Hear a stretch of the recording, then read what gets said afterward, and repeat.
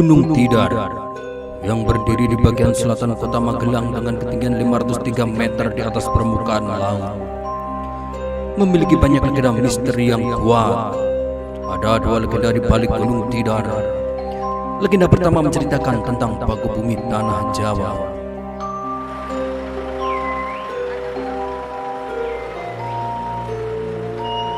Berdasarkan babat tanah Jawa, setelah sampai ke Nusantara, Syekh Subakir yang menguasai ilmu gaib dan dapat menerawang makhluk halus mengetahui penyebab utama kegagalan para ulama pendahulu. Para jin, dedemit, dan lembut tersebut bisa mengubah wujud menjadi ombak besar yang mampu menenggelamkan kapal berikut penumpangnya dan menjadi angin puting beliung yang mampu memporak-porandakan apa saja yang berada di depannya.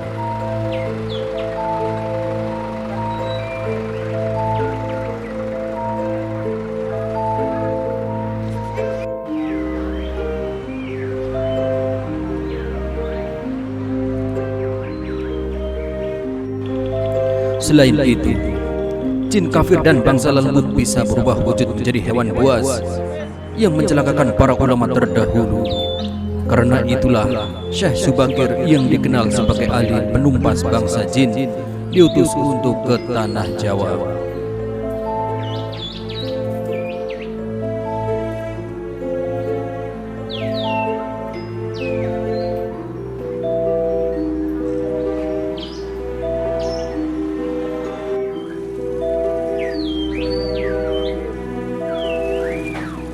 Awas motor libat. Dalam legenda ini, masyarakat tradisional Jawa meyakini bahwa Gunung Tidar adalah paku bumi tanah Jawa. Konon, dahulu Pulau Jawa berbentuk seperti perahu yang selalu terombang-ambing oleh gelombang dan sewaktu-waktu bisa terbawa arus laut.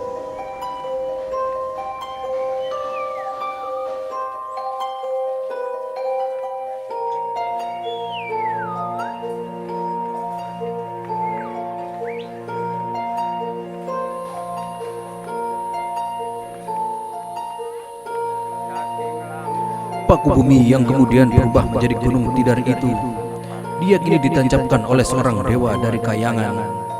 Sejak saat itu, Pulau Jawa dihuni oleh bangsa jin dan masyarakatnya sebagian besar memiliki ilmu kesaktian atau kanuragan. Nama Gunung Tidar berasal dari dua kata bahasa Jawa, mati lan modar, yang artinya kalau tidak mati ia mampus.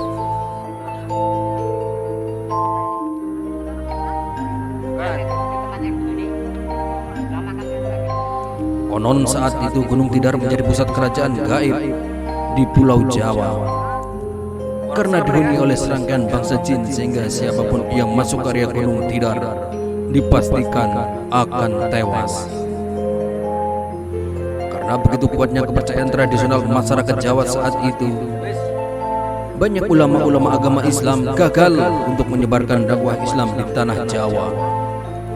Hingga akhirnya datanglah sosok sakti dari Persia yang bernama Syekh Maulana Subakir yang hendak menyucikan Pulau Jawa dari kemusyrikan bangsa jin dan menyebarkan dakwah Islam di tanah Jawa. Tapi kelek ya orang bayar lah. Ora lho maksudnya Dadi wartawan kok. sing bayar kuwi sing kaya ngerti. Oh iya.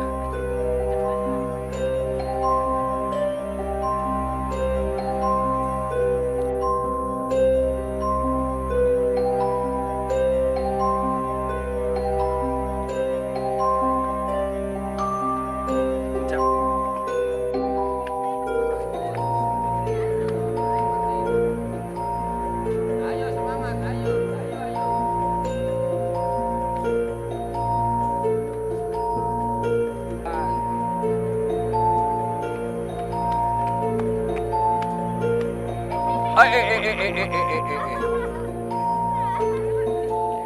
Dalam peperangannya melawan bangsa jin, Syekh Subakir menancapkan tombak di Gunung Tidar dan akhirnya membuat bangsa jin terusir dari tanah Jawa dan mengungsi ke pantai selatan Jawa.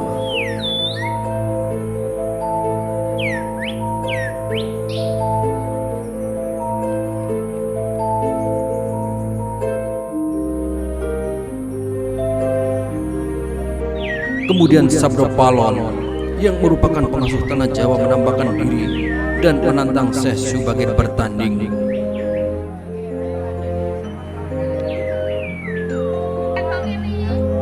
Ikat cecakan nang kono.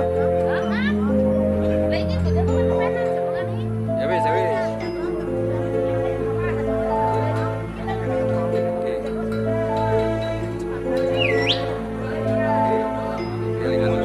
Pertarungan yang memakan waktu cukup lama, yakni 40 hari 40 malam, berakhir seri.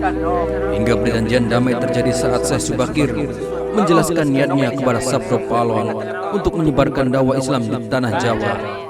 Niat ini pun akhirnya diterima baik oleh Sabdo Palon.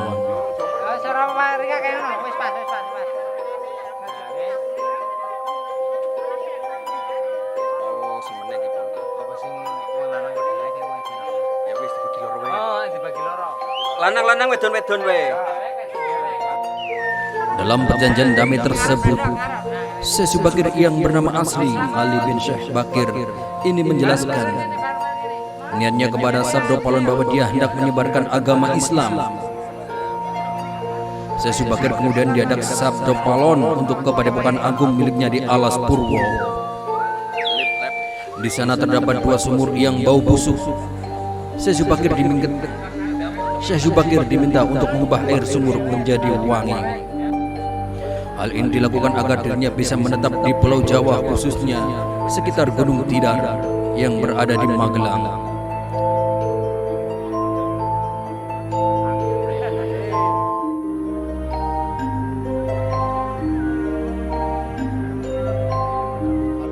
Bila Syekh Subagir berhasil, Sabdo Palon dan para demit tidak akan tinggal di Pulau Jawa, melainkan di pantai selatan.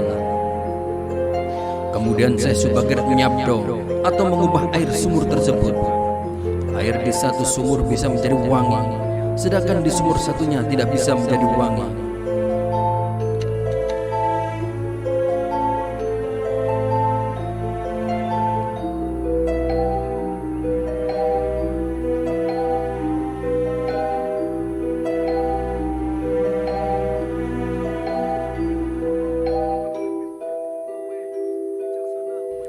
Nyabdo sama halnya dengan sababiyah ataupun ruqyah. Hal pertama yang dilakukan Syekh Subagir adalah menerima tantangan tersebut. Kemudian dia membacakan doa-doa yang diambil dari Al-Quran agar mengubah air tersebut menjadi harum. Legenda kedua adalah makam para ulama. Seperti yang telah disebutkan sebelumnya, bahwa Syekh Subagir adalah ulama yang didatangkan dari tanah Persia. Kedatangannya bersamaan dengan rombongan Wali Songo periode pertama yang diutus oleh Sultan Muhammad dari Istanbul, Turki untuk berdakwah di Pulau Jawa pada tahun 1402. Gunung Tidar adalah tempat makam para ulama dan Wali Songo, termasuk makam Syekh Subagir. Selain sebagai tempat wisata, Gunung Tidar ini juga kerap didatangi oleh masyarakat Jawa tradisional yang hendak berziarah dan mencari wangsit. Tengah-tengah Pulau Jawa ya.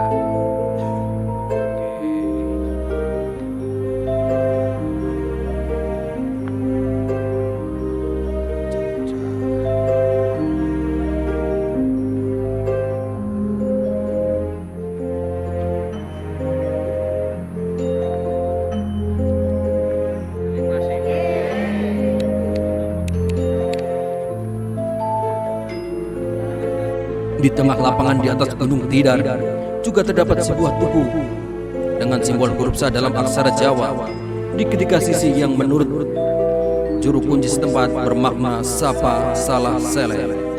Artinya, siapa yang salah akan ketahuan. Tugu inilah yang dipercaya sebagai tombak yang ditancapkan oleh Syekh Subagir untuk mengusir bangsa jin dari tanah Jawa.